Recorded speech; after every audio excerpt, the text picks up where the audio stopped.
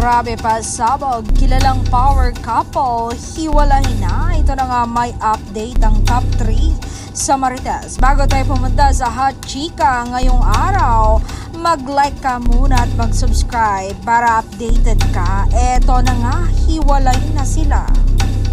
And so what?